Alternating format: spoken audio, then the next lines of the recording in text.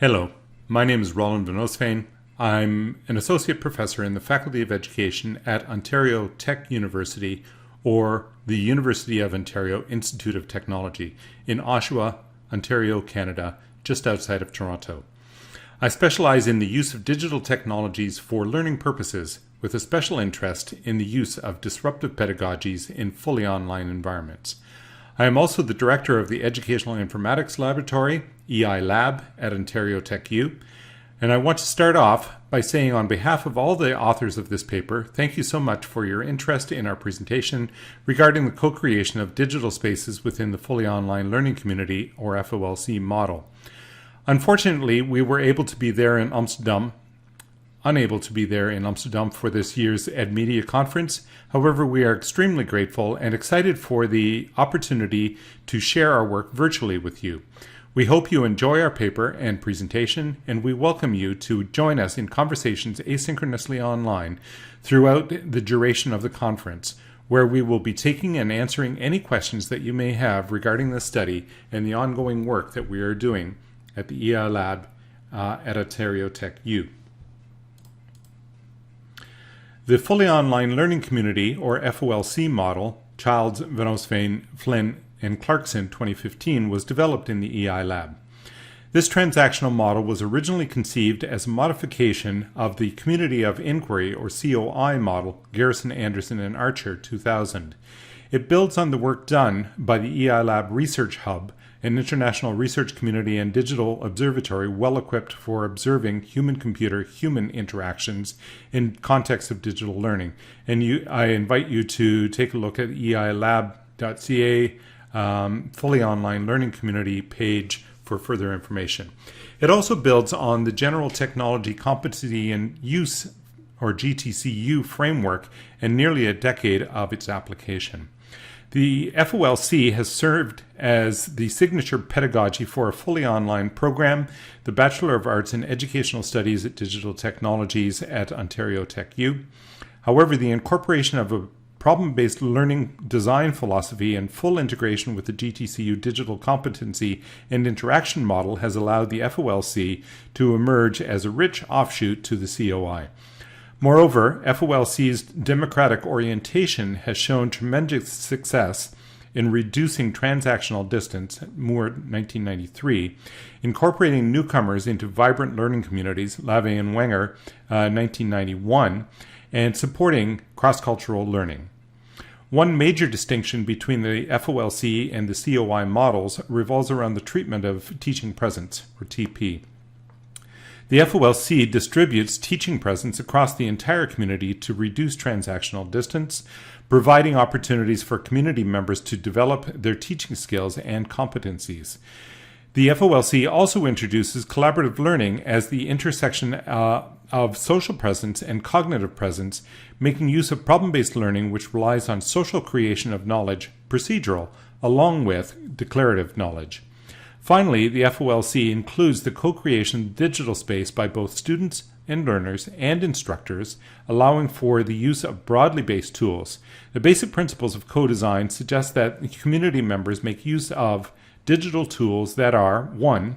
Open or public, i.e. social media sites that allow sharing of information, and 2. These sites or tools need to be accessible to the rest of the learning community. That is, sharing the tool URL so that others can join into the collaboration.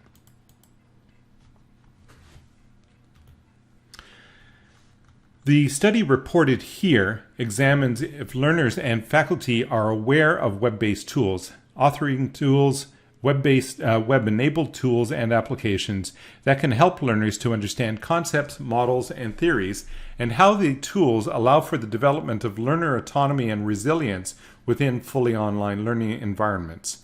The focus of this paper is primarily web-enabled tools and apps, although given the advances in analytic and authoring tools, respondents were provided the opportunity to include them in their responses. Having the knowledge and ability to use web-based tools is important for educators and students, and if educators utilize these tools in the class environment, they can broaden affordance availability as well as help support students. Learners, both educators and students, should be familiar and comfortable with various web-based tools, not only for their own learning experience, but also for their future careers. In a world with ever-expanding technology, learners need to be able to adapt and use a variety of tools. This paper explores these concepts and problems via a review of literature and then through an analysis of survey and focus group data collected.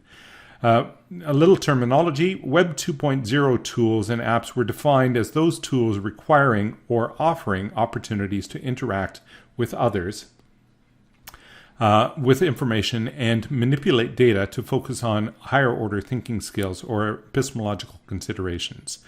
While Web 3.0 tools and apps were defined as those tools which allow the computer, rather than the person using the computer, to generate new information in a way that assists the user. Web 3.0 technologies add meaning to the information by expanding the user experience. The research questions were 3, and these were used to guide the research study itself. They are: what are the general awareness levels by students and faculty regarding Web 2.0 and 3.0 tools, which are useful for eliciting learner understanding of concepts, models, and theories? Secondly, what are the general levels of formal educational learning contexts and informal personal use of Web 2 and Web 3 tools? And thirdly, how do these tools and the way in which they are used allow for the development of learner autonomy and resilience within fully online learning environments? The methodologies used in the study were: first, a survey was created and made available through SurveyMonkey. Invitations to participate were sent to students and faculty in fully online and hybrid, both undergraduate and graduate programs at Ontario Tech U. 20 questions asking about awareness of tools and some uses of tools were used. We received 49 responses. A couple of sample questions. First sample: which of these Web 2.0 tools are you familiar with? And then we list a number of examples: blogs, microblogging such as Twitter, wikis, social networks such as Facebook, Qzone, Badu, LinkedIn, etc. Social marketing bookmarking tools such as Delicious, Zotero, ResearchGate, etc. Video sharing, streaming tools such as YouTube and Vimeo, podcasts and vodcasts, cloud computing, collaborative documents such as Google Drive or Dropbox or Box, discussion boards such as Moodle, Blackboard, D2L, Edmodo. And a second example of questions might be something like: if you use Web 2.0 tools in informal learning environments, how often do you use them for sharing and reading, of course, content? Secondly, we also convened a number of focus groups that were conducted using repertory grid methods. And you might take a look at grid.eilab.ca for an example of WebGrid Plus, an application that is built around this methodology of repertory grids. However, the complete data set has yet to be completely analyzed and integrated. Consequently, this presentation only reports on preliminary analysis. We hope to integrate a completed analysis into a journal paper later this year. Findings regarding familiarity and use of Web 2.0 tools. We found that a majority of the respondents were familiar with the listed Web 2.0 tools, or they told us they were, to varying degrees. However, their use of the tools in formal and informal learning environments was much lower, pointing to the idea that they understood that Web 2.0 tools were more for personal rather than for formal and informal learning. And when asked about why they were not using these tools, many responded that they were not interested. Moving on to findings regarding the familiarity and use of Web 3.0 tools. Anecdotally, it appears that the awareness and use of Web 3.0 tools in formal and informal learning environments is significantly lower than that of the Web 2.0 tools.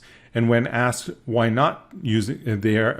are not using the tools, many responded that they were not aware of the tools and or did not know how to use them.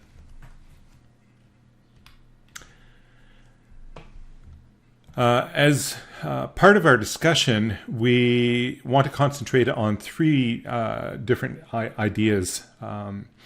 That is, regarding the use of Web 2.0 and 3.0 tools in order to build community, we're in agreement with Hod, Belizak, and Benzvi in 2018, who state, "We believe that person-centered notions involved in building relationships and personalization offer an important contrast to the more typical idea-centered views. And consequently, tools that provide community members with affordances to interact with each other in ways that allow them to build close relationships will enhance the learning that occurs within the online learning community." Secondly, regarding the lack of knowledge about how to incorporate the tools, this seems to be a constraint for both students and faculty members alike. Although many know how to use these tools in social contexts, the understanding of how to leverage that knowledge and apply the same tools in a more formal learning environment isn't as accessible. And then finally, regarding the lack of interest in using the tools, this appears to be further constrained due to the reward structures that are in place in higher education. The additional energies required to adapt student expectations, support their growth, and learning of using these tools, in addition to the content delivery, course materials, and the additional development necessary to integrate the new tools and learning methods into courses, is not well rewarded in many higher education or tenure promotion merit structures. Moving beyond the complete analysis of the dataset, there are several questions that we are motivated to investigate as we continue to explore the efficacy of the fully online learning community model and its use within higher educational contexts. These questions include: 1. Reviewing the actual use of tools and what types of tasks can be addressed. 2. Co-creation. How do the students and faculty, as far as that goes, review this aspect? And thirdly, faculty giving up control regarding tool use is a concern, particularly when it allows for co-creation of all members by the community. But because it is somewhat unfamiliar, that is, allowing students to actually make these choices, what are the implications within a fully online learning community environment? And finally, fourthly, what are the transactional distance implications of this work? Are students prepared to take charge of their education? And what does this look like with respect to tool usage? This brings us to the end of our presentation. On behalf of myself and all the researchers at the EILab, I would like to thank you again for your interest in our project regarding familiarity and use of Web 2 and 3.0 tools in fully online learning community context. We are looking forward to your comments and questions in the online discussion that will be active throughout the week of the conference. Thanks again, and I hope you enjoy the rest of your time at the conference, whether you are attending physically or virtually.